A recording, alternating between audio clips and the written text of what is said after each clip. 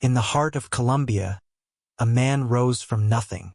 Not a politician, not a soldier, but a smuggler of death.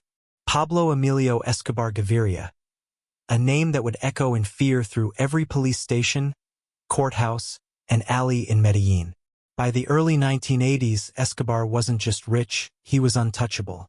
With billions pouring in from the United States, he built an empire of cocaine. He controlled jungles, air routes, coastlines, and men with guns. Men with no mercy.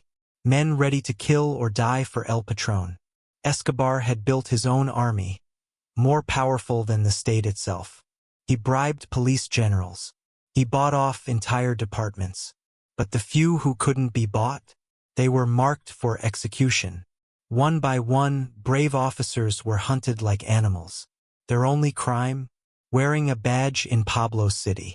The war hadn't started yet, but the streets already smelled of blood.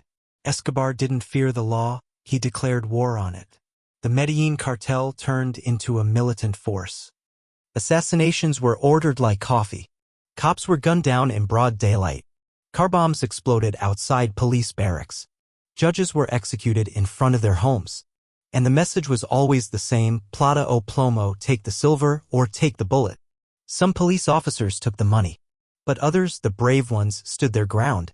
And they paid for it with their lives. Entire units were wiped out. Explosives were planted beneath patrol cars. Escobar even placed bounties: $500 for a wounded officer, $1,000 for a dead one. For the first time in modern history, a drug lord had become more powerful than the police. The Colombian government was forced to react. But how do you fight someone who owns everything: the politicians, the streets, and the people? Escobar didn't just control cocaine. He controlled fear. The battle lines were drawn. But the real war was just beginning. In 1991, the Colombian government made a deal with the devil. To avoid extradition to the United States, Escobar agreed to surrender. But this wasn't justice. It was a performance. Escobar was allowed to build his own prison, a luxurious fortress called La Catedral, high in the mountains overlooking Medellin.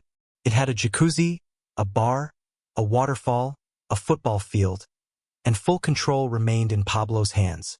From inside those walls, Escobar continued running his empire. Traitors were summoned to the prison and murdered there.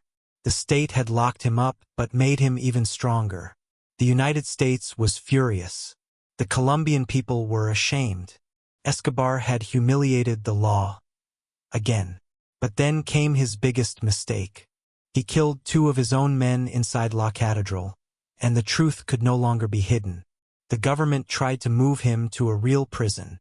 Pablo's answer? He escaped. No guards, no gunfire, just walked out and disappeared into the mountains. Now, the most dangerous man in the world was loose again, and angry. After Escobar's escape, the Colombian government had no choice but to unleash its deadliest weapon, a special task force backed by the United States, Bloque de Búsqueda, the search block. This was no ordinary police unit. These were hardened soldiers trained for one mission only: hunt down Pablo Escobar. With CIA